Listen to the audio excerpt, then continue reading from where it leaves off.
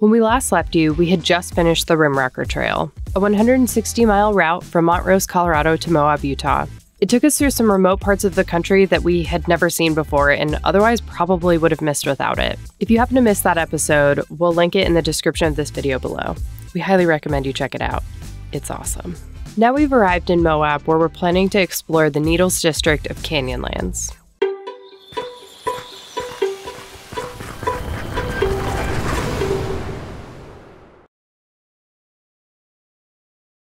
Now that we're done with the Rimrocker, we are in Moab. While we're in the Moab area, we're gonna do a little bit of work, catch up on some service-related items, go to the post office, do a little bit of hiking in the area before we continue on towards Vegas. We spent the first few days in Moab exploring the area around our campsite as a family and catching up on some much-needed work. Once all that was taken care of, it was time to head to the Needles district. Today is Saturday. This morning we filmed the 6-month review for the truck and the camper. We headed into town and we tried to go to the post office. It was closed, unfortunately. They closed at noon, so we were a little behind on that. But luckily the library was open and we were able to get some work done. We like to work on Saturdays occasionally because in big popular places like Moab, sometimes it's nice to go out during the week and work during the weekdays.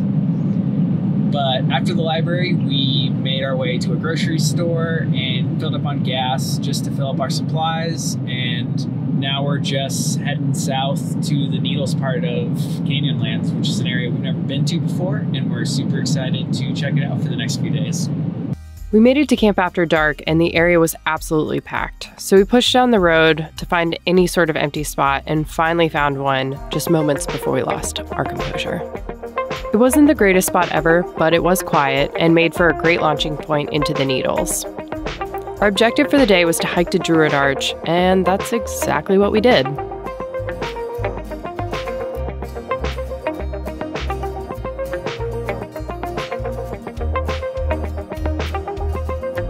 But you said, never seen a view like this before.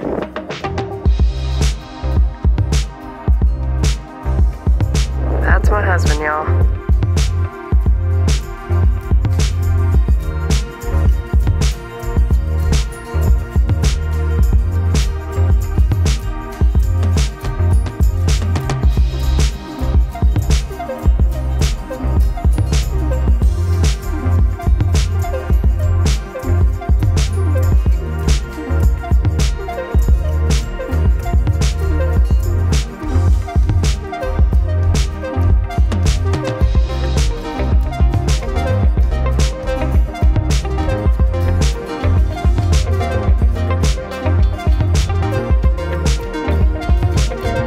We'd never seen an arch quite like it, so it made for a beautiful day of hiking in an incredibly beautiful place.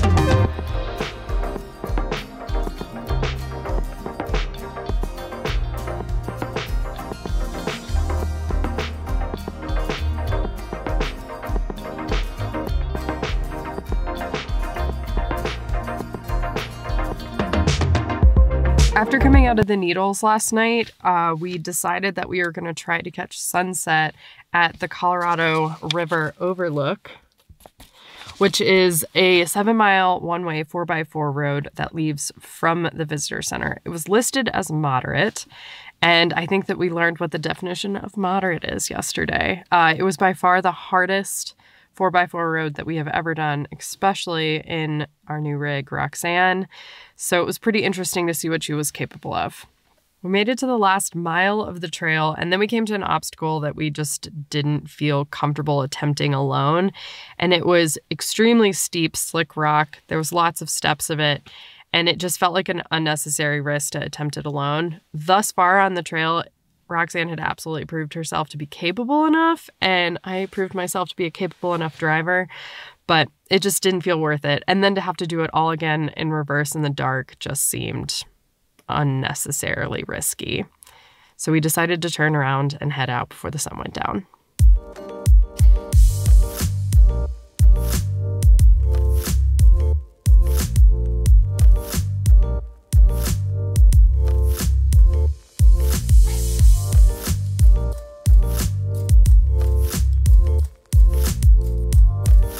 Unfortunately, we didn't get any video of the difficult obstacles because it's just the two of us, which means one person is driving and the other person is spotting.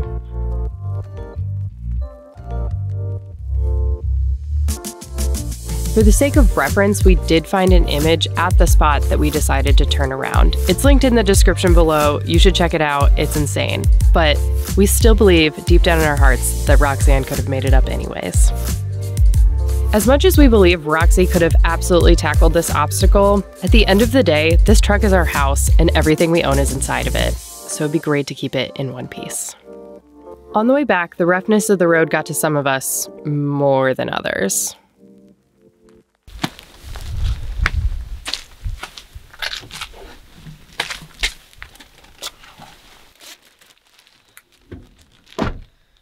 Luna was meowing for the last quarter of a mile, roughly.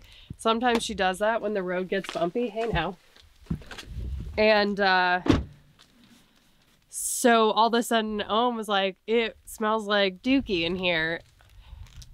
Turns out Luna proceeded to then go onto the floor mat and take a dump. So we had to take a little pit stop to clean up the mess. To be fair, this is the roughest road we've ever been on, so we just scared the poop out of her. Oh, and your hair looks like Ace Ventura. That was enough adventure for all of us for one night, so we headed back to camp and picked another hike for the morning. This morning, we are back in Canyonlands National Park, and we are going to hike out what would appear to be 10 miles round trip to the confluence of the Green River and the Colorado River.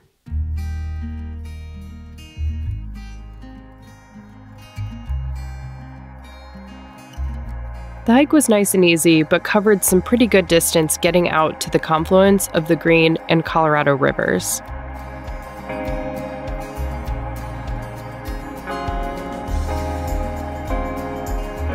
This overlook is particularly interesting because you can actually see a line where the two rivers meet in the water.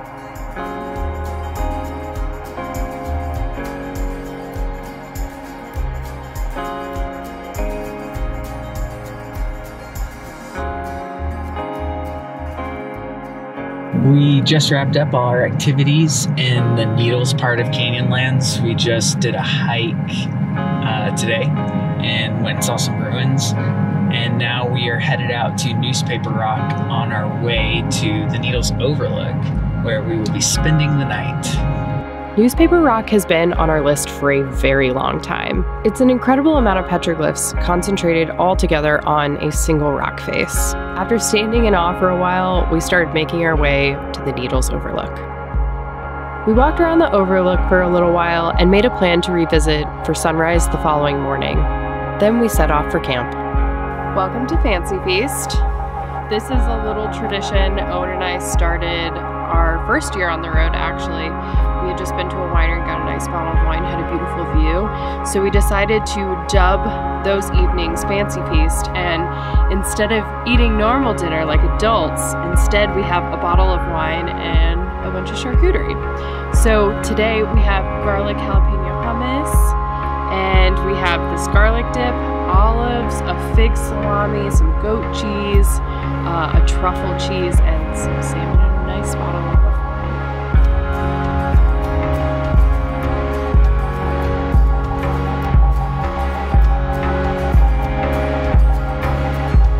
The next morning, we caught the sunrise at the Needles Overlook. It was absolutely amazing.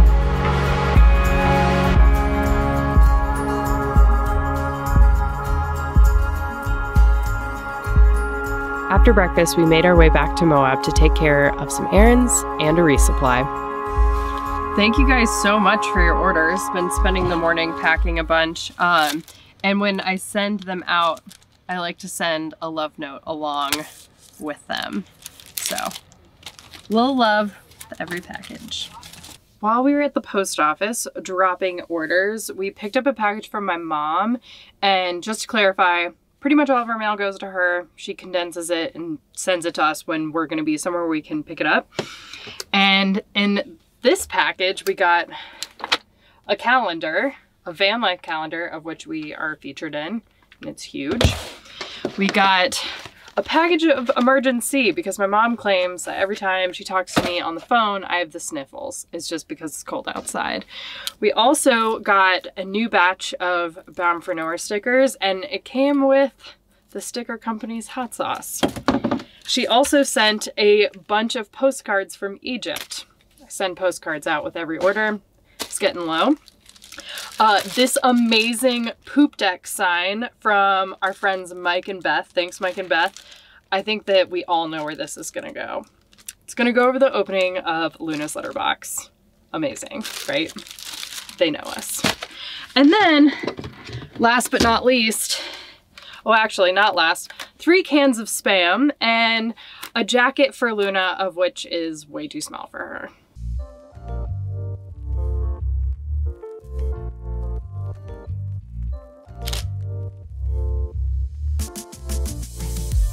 That evening, we made our way to Moab Brewery. It's a tradition for us anytime we happen to find ourselves in Moab. We go to Moab Brewery for their 25-cent wings. Yeah, you heard that right, 25 cents. We both can usually eat about 12 wings, so we're both getting fed for roughly $6. But then we buy beer. Our next day was our last in Moab for a while, so we decided to have one more culinary adventure: donuts. What can we say? We're huge suckers for donuts. Doughbird is new since our last time we were in Moab, so we decided to give it a try, and turns out it was absolutely delightful. Also, I'd have a hard time finding a donut that isn't delightful. Yes. Thank you. That's so good. We did a little more work, and then we said goodbye to Moab. Up next, Capitol Reef. Our story doesn't end there. Nice little river crossing. So we'll see you down the road. So this is our bottom of the barrel lunch. It is PB&J, leftover chips and salsa, and a little bit of leftover cheese from Fancy Feast. You can tell we need to go to the grocery store.